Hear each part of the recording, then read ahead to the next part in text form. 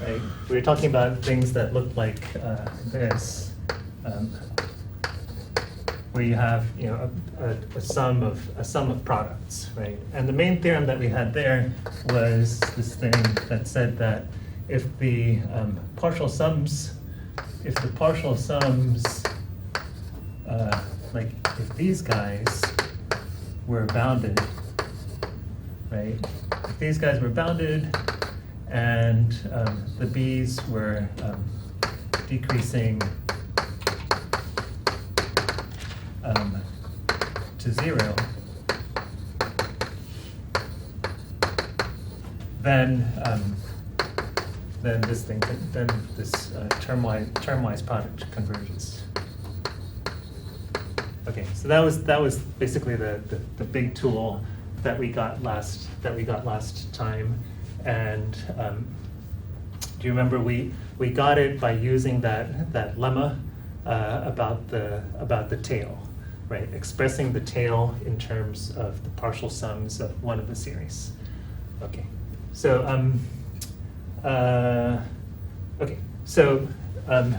what we're going to do today is a more real kind of product, like something more genuinely a product.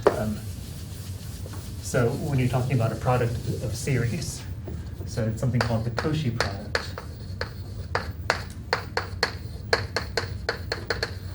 Of two series. Okay. So here's the idea. So you have one infinite series, right? And you have another infinite series. Right? Two infinite series.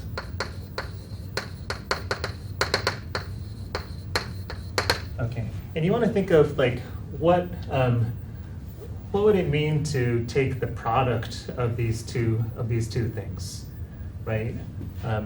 So you know, if you're thinking of these guys as if they were polynomials, right? If you just think of this as like, you know, in your sort of finite, maybe they can go from 0 to infinity. If you're thinking of finite sums, right? Suppose we take the finite sums a0 through an plus b0 through bn, right? And what you get is you get a naught b naught plus a1 b1 plus a naught b2. I'm sorry, a naught b naught plus a naught b1 plus. I'm going to multiply everybody by a naught. I'm going to multiply everybody by a. I'm going to distribute, right? So I multiply this thing over here by a naught. I multiply this thing by a1.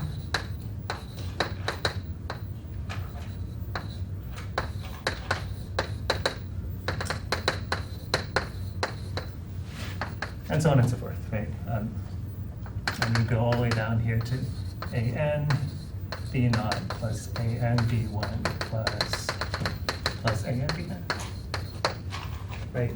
That's what this product would be. You know, just if you gave this to an elementary school student, that's what they would say, right? That this is what you get. Okay, and so the Cauchy product, okay, the way you define the Cauchy product is as follows. You let, so definition,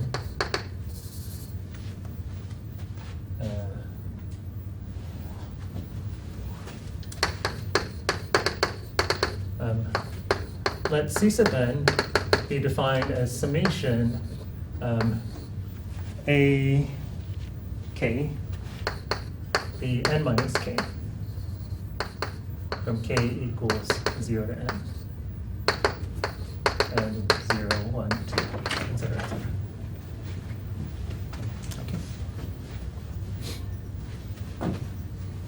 Okay.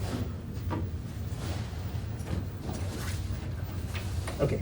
So what this is, right? So as you see, you know, like this is going to be a naught bn plus a1 bn minus 1 plus a2 bn minus 2 plus an b naught, right? That's what that is if you spell it out, right? And what that is as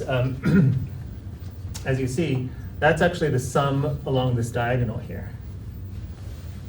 Okay, or to make it, so think like, what would C naught be? C naught is going to be A naught, B naught, right? Because you're going to sum from 0 to 0, A0, B0, right? C1 is going to be A naught B1 plus A1 B naught.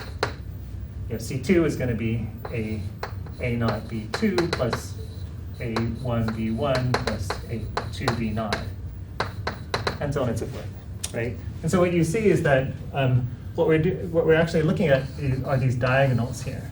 So this guy, the sum here is C naught. This sum here is C1, right? This sum here is C2, and so on and so forth. Okay, so okay, so okay, so let me. This is just parenthetical comment, right? So summation Cn, the infinite series.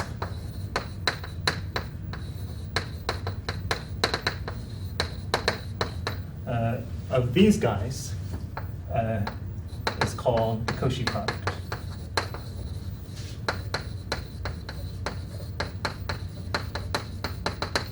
Of the two series.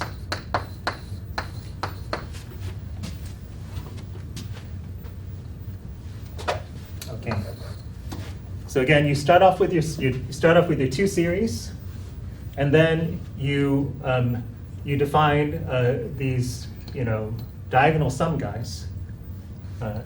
Define these diagonal sum guys, right? This is the sort of nth diagonal sum. And then you sum those C naught, C1, C2, etc. That infinite sum is called the Cauchy product, right? And it's sort of like you expect, you hope that thing is going to converge to the product of these guys, right? That's what you think ought to happen, right? That the product, the Cauchy product ought to converge to the product, right? Because the infinite product is going to be this huge thing, right? It's going to be an infinite array of things, and we're basically just going to sum diagonally like this, and hopefully that will converge. The partial sum series of that will converge to the product of these two guys. Okay. So that's how you want to think about the Cauchy product. So unfortunately, even if these two things converge,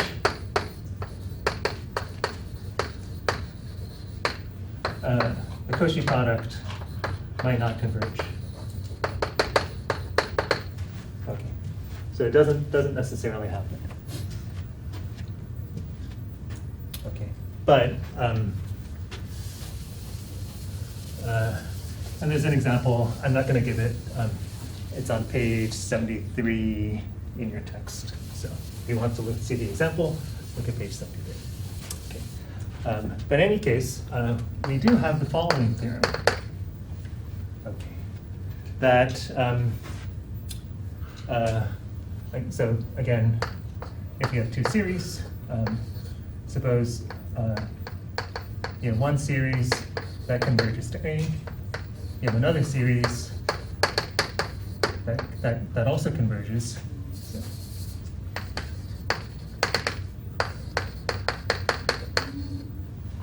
suppose you have two series and they both converge. If A sub n converges absolutely,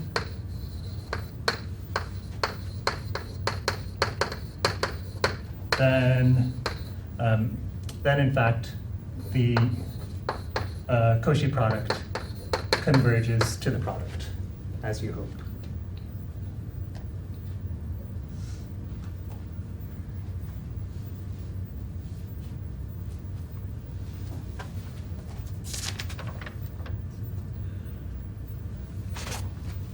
Okay.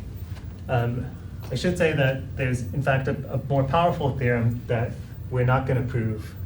So this is a theorem of a mathematician called Mertens. There's another theorem by the great Abel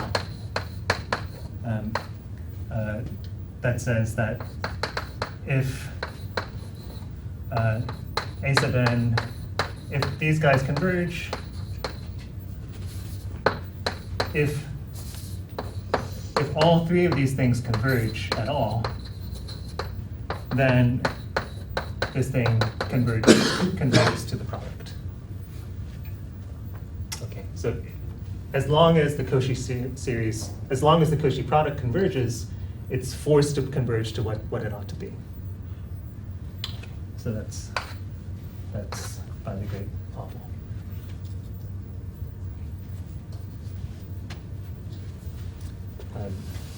Abel, like other mathematicians, has one of these tragic stories where his talent goes unrecognized and he starves to death at a young age. And then soon after that, there's a letter received that he's been awarded a professorship somewhere. So, yeah. I think that's right. I could be making that up. But no, I believe that's correct. Abel, Abelian, the word Abelian comes from Abel.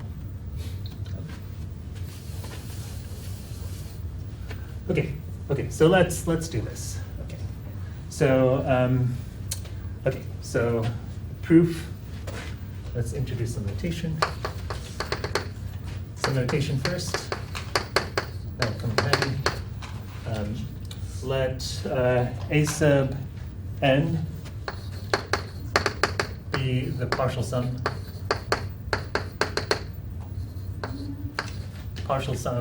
of the a's.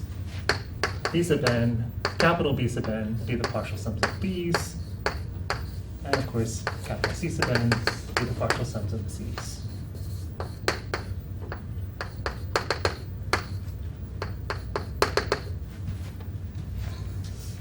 Okay, and let beta sub n be defined as the difference between the partial sum of the b's and the actual limit. So how far away, so the error.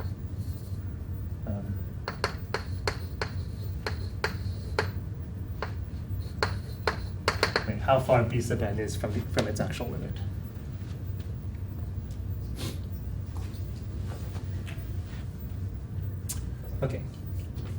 Okay, so here's what we're going to do.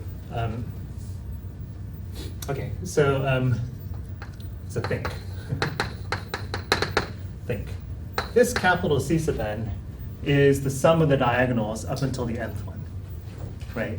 So it's going to be A naught, B naught plus A1, sorry, A naught B1 plus A naught B2 plus A naught Bn, right? A1 B1 plus A1 B, I'm sorry, A1 B naught, let's mess this up, A1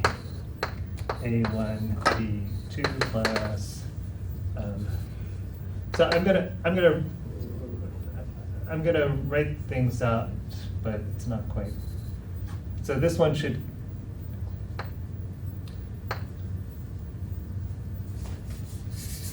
hold on 1 second.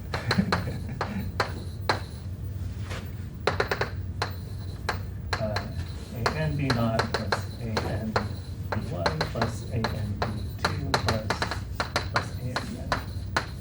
Okay, so this is the whole block, right? But this capital C sub n is just the sum of the diagonals up until the nth one, right? So it's the sum up to here. We don't get any of the lower, we don't get any of this lower part here. Okay. Okay. So it's the sum of these guys. Okay. Okay. And so we're trying to show that this thing, right?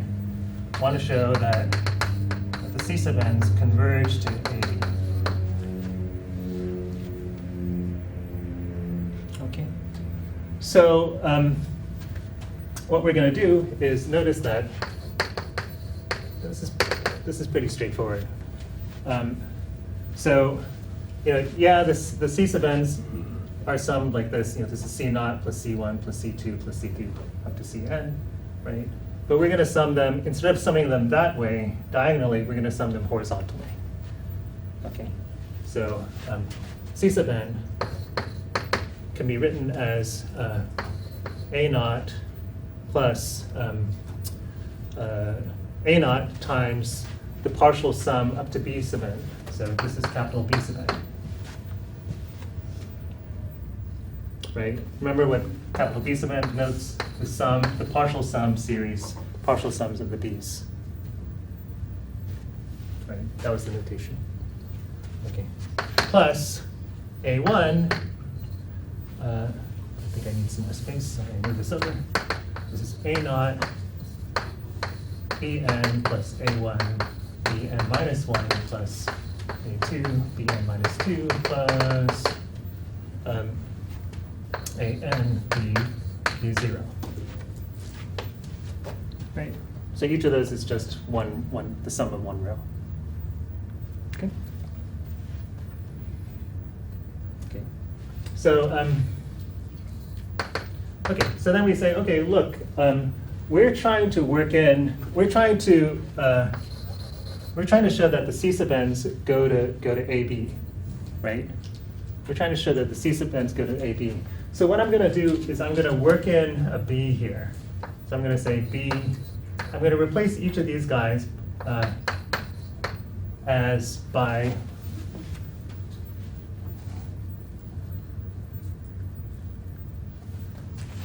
so I think I have something backwards. Sorry, this should be Bn minus B. Sorry.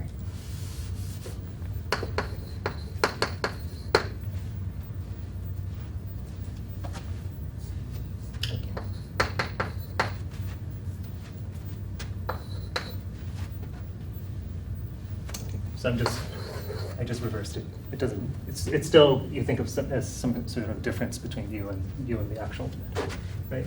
So I'm just going to work in, I'm going to work in a B here, okay. And the reason is, I hope you see that if I work in that B, then I'm going to have A0 times B plus A1 times B plus A2 times B. I'm going to have the partial sum series of A times B, right? So I'm going to, I'm basically trying to make this look like A sub n times B, right? Right. So let's do that. So we work it in. We get A1 B plus Bn minus 1 minus B plus plus An B plus B naught minus B.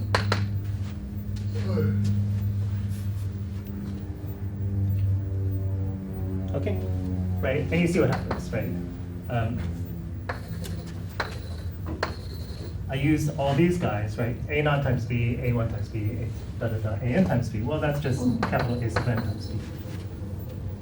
Right? So that takes care of these guys. And then what I have left is A0 times Bn minus B, A1 times Bn minus 1 times B, An times this, right? So what I have left is A0 times beta n plus A1 times beta n minus 1 plus An beta naught.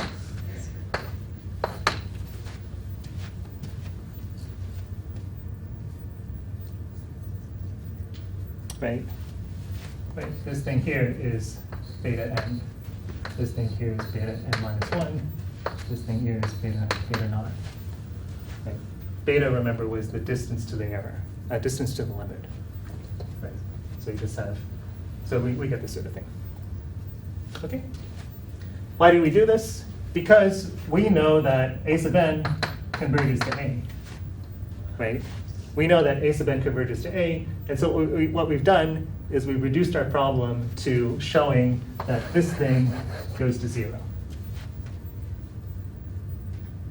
right? So you've taken our problem and we sort of factored out of it the fact that A sub n goes to A. Okay, and by doing so, we change our problem to, so it suffices to show that this thing, that the above converges to 0.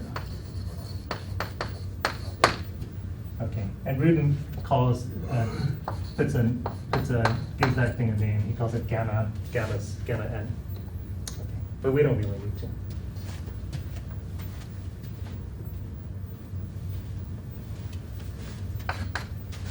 Okay, everybody following? Yeah, good. Okay. Okay. So I just erased it, but okay. So we want to show that, right? That given any epsilon, there exists an n such that if n is bigger than n, then the size of this thing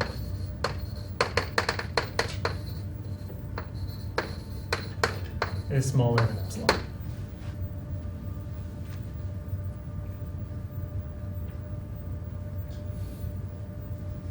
Okay. Okay, and we have two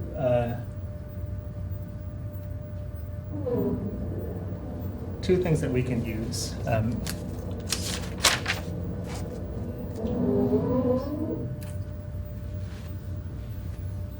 Right. Okay. So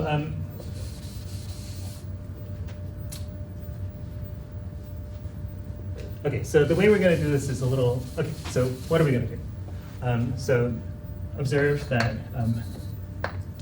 now, since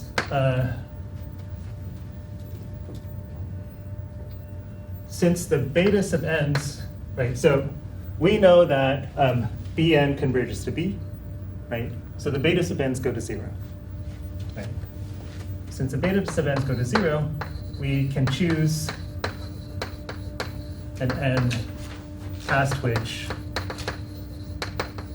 the size of beta sub n is smaller than epsilon.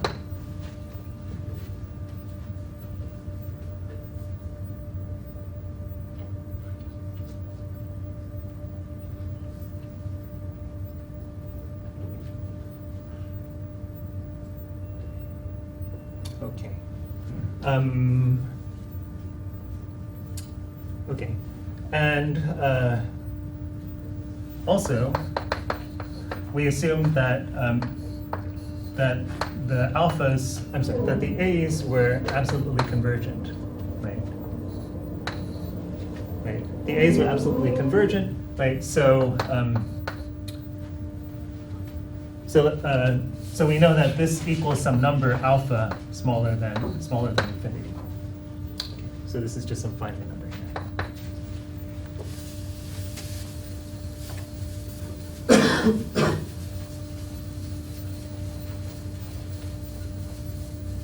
Okay. So so now think, right? This thing here, A naught beta n plus A n beta naught, we can split into two parts.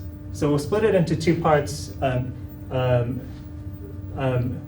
One part where the beta n is, in which one part is where the beta n's are small. Okay, so we say, okay, look, we know that past capital N, the beta n's are small, right? So we're going to break this into two parts. So the first part is beta naught an plus beta 1 an minus 1 plus beta n minus 1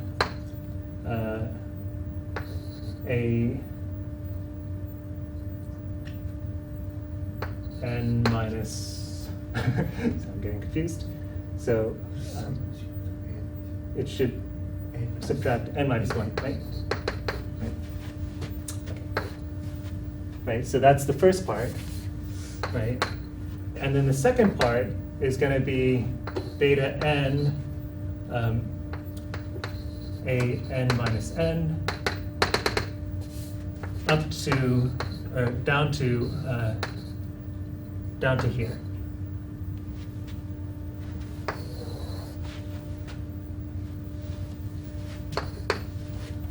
Okay? Right, so we break it, we use the triangle inequality and we break it into two parts, right? This is a typical analysis thing to do, right? You break it into two parts where, you know, in the first part, we know that the, so in this part, we know that the beta n's are small, right? So here, this thing is smaller than,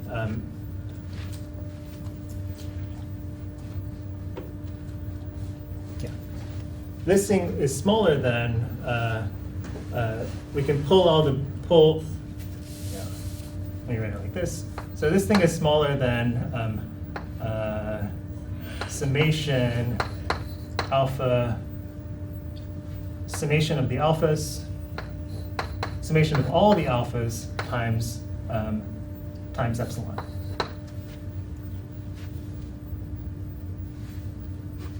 Right?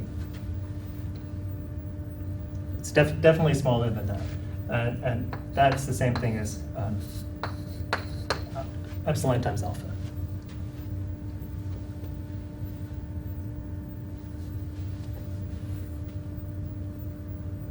Okay. Right.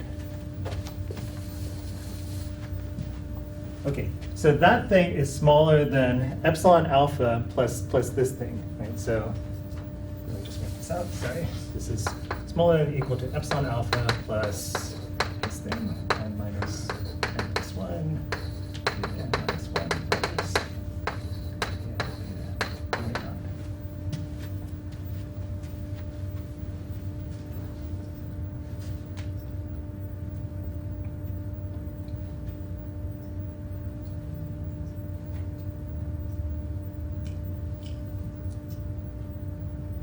okay, but now this thing here,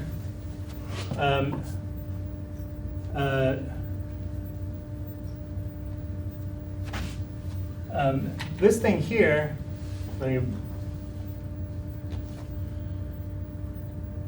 this thing here is smaller than the greatest of the alphas, the greatest of the a's, as k ranges from n minus n plus 1 to n, times the sum of the betas.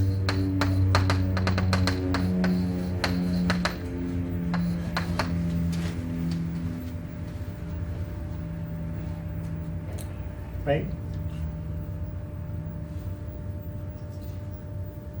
Right. I just take the biggest one of these guys, which has the biggest magnitude, and I sum all these other guys together, right?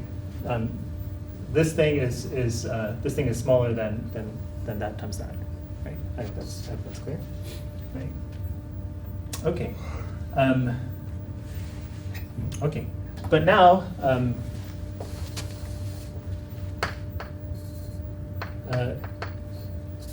As n goes to infinity, what happens? Right?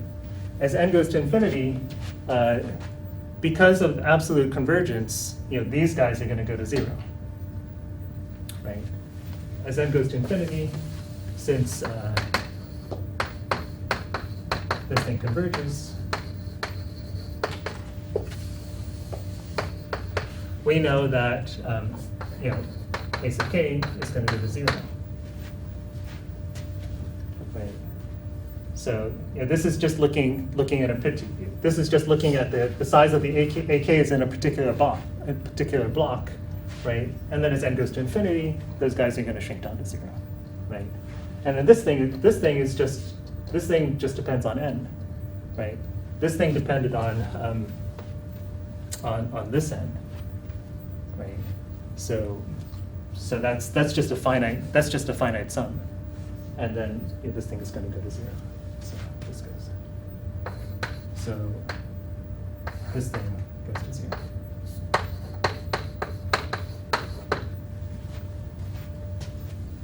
Okay, and so in the end, what you get is that.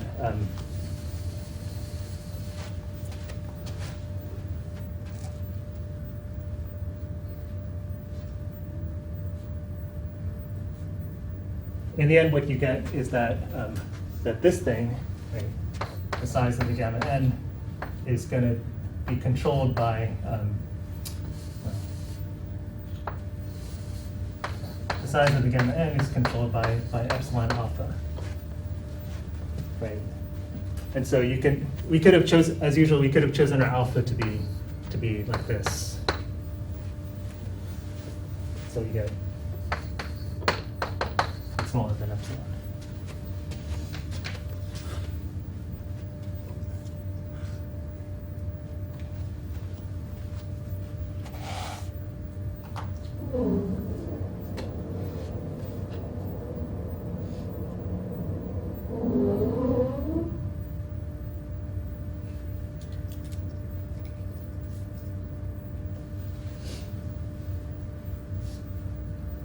Okay, does that make sense? Okay, let me see if I can say it again. So remember what we're trying to do? We're trying to show that we can make this thing. We're trying to show that we can make this thing as small as we want, right? The size of gamma n, right? Okay. We know that Bn converges to B. So the error goes to 0. So we can choose an n past which the b sub n's are smaller than epsilon over alpha, where alpha is this number here, the sum of the absolute values. Okay. Then what we do, we look at this thing. We say, look,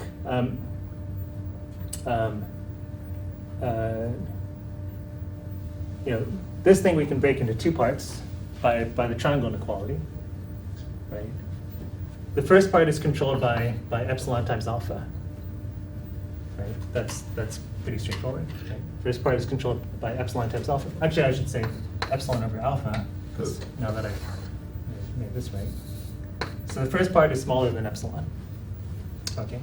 And then the second part, if you think about the second part, let me just try and give the idea here, right? If you think about the second part, right, this is just a finite number of terms, b naught through bn minus 1, right?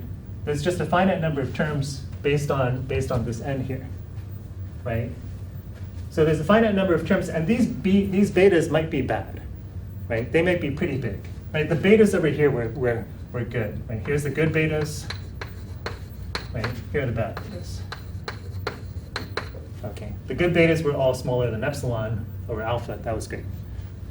Here we have no such control. The betas, we don't have any control over them. But we're multiplying by these guys, a sub n down to basically a sub n minus n. Right? There's only a finite number of terms, and we're multiplying them by these guys, and these guys go to 0. Right? So since these guys go to 0, no matter how bad these guys are, right? There's only finitely many of them, and we're multiplying by terms that go to 0. So this thing is going to go to 0. Okay. So when you take the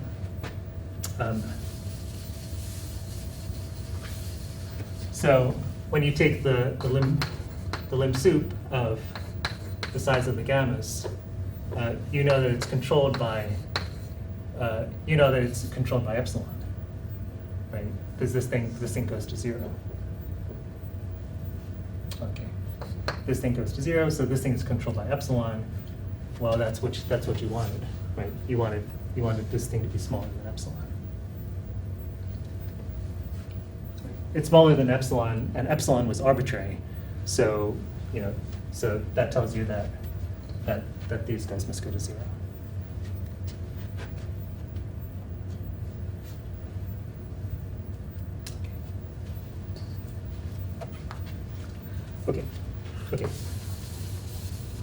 Okay. Does that make sense, kind of? Okay, so that's Mertens theorem. I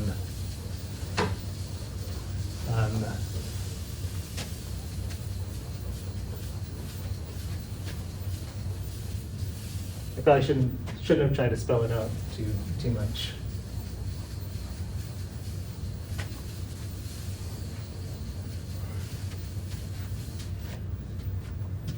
Somebody, there was a mathematician at some conference who said, in teaching,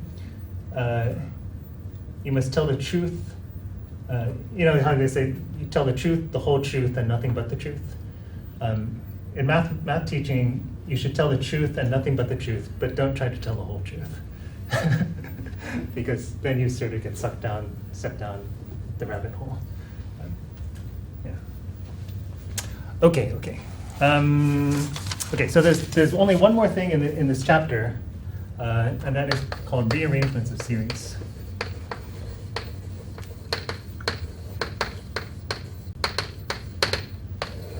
What happens if you take a series and then change the order of the items? Okay, so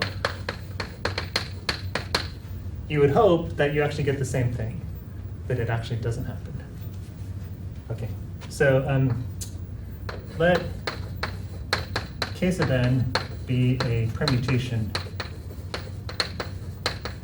of the natural numbers. Okay, so k sub n is just a reordered natural numbers. Okay.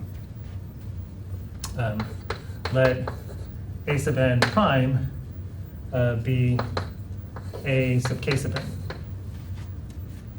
Okay, so instead of using your normal ordering, you're using the reordering. Okay. We call summation a sub n prime a rearrangement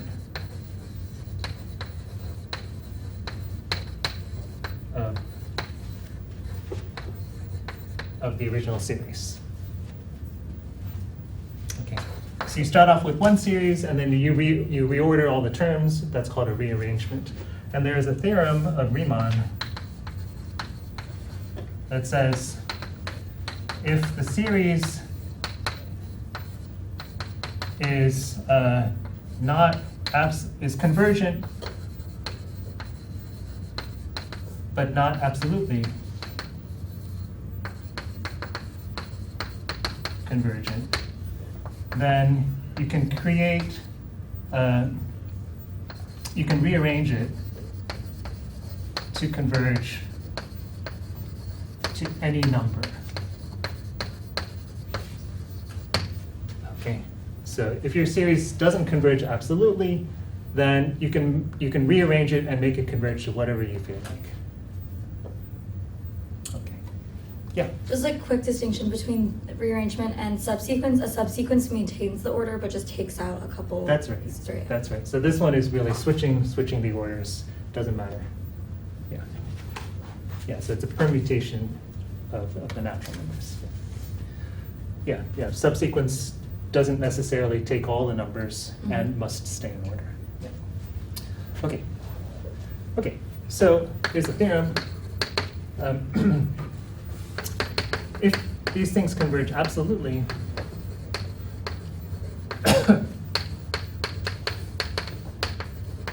then excuse me, a sub n prime must converge to the original value. Okay, so any rearrangement is going to converge to the actual value.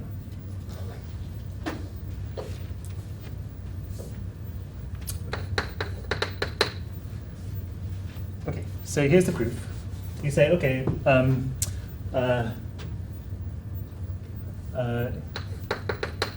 fix any epsilon greater than 0.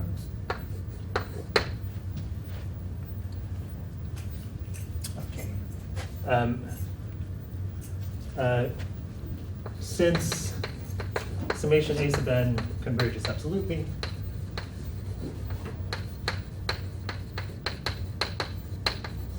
we know that there exists an n past which the tail is any partial tail is smaller than epsilon.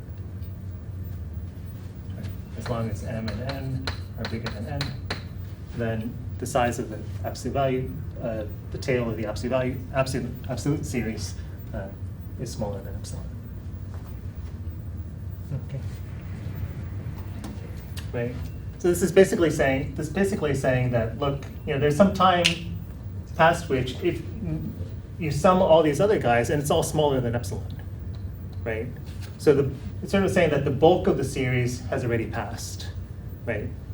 Anything that's beyond that point isn't really going to matter that much, and that's how you're going to get the rearrangement to converge. Okay. So you say, okay, well look,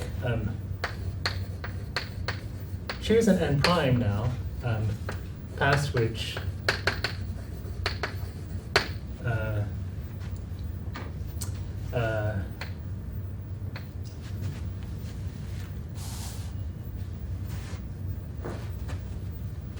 A1 to AN are contained in A1 prime to AN prime. I'm sorry, choose an n prime such that this happens.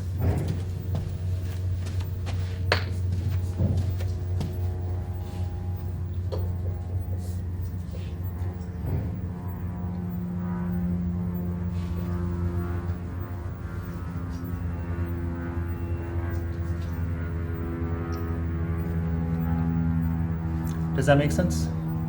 That makes sense? So, like, you're choosing a time, right? As we just said, these guys, right? Past this point, the terms don't contribute that much, right? So let's take the terms that do contribute much, right? And try to find some point in the permutation. It may be very far down the line, but let's find some point, so that before that point, the guys that matter are already included, right? The guys that matter are already there, right? If say the first three terms are the ones that really matter the most, well, just go in your permutation until you've seen 1, 2, and 3 at some point, right? And then go beyond that point. Choose your n prime to be beyond that point, so that the terms before n prime have gotten the meat of the series. Okay. Okay. So now, then, if we consider the difference between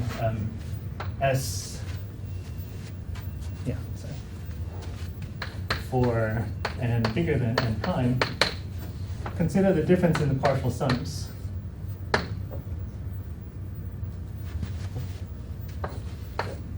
Okay. If we consider the difference in the partial sums, well, look, the terms that matter will have canceled out, right? The terms, this thing is going to be, it will contain these terms, but this thing will also contain those terms. And so when we subtract them, it cancels out, right? And so what's left is going to be controlled by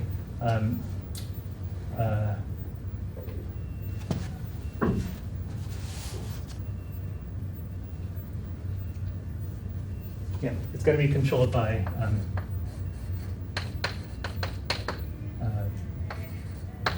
you know, some tail, right? For some and forget it, which is smaller than epsilon.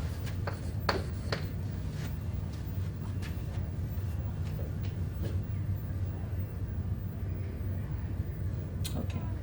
In other words, we can make the partial sums of these guys as close as we desire, right? So what does that tell us? That the difference between Sn and Sn prime goes to 0. Right. So they must have the same value.